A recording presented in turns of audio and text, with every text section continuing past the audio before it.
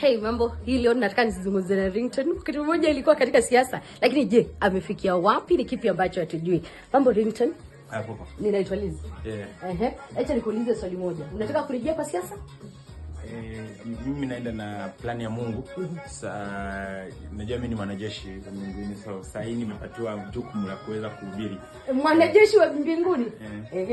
Kwa sasa hizi unapiga injili. Sasa inapiga injili. Siku moja kwa Mungu ni kama miaka 10,000. Na miaka 10,000 ni kama siku moja. Ikifika kipindi hicho, mtasikia Mungu anasema nini. Nitaenda katika maombi na naona ni kama nitafunga siku 44, alafu Mungu aniongeleshe. Ina maana kwamba unajihusisha na siasa tena, ama wakati huu ni muziki tu na injili? Mungu anaweza niita. Sijui. Unajua mimi kati ya zile talanta niko nazo, niko na uongozi. Ni kipi ambacho hatujui kukuhusu? Ni kwamba mimi ni handsome na mimi ni mzuri.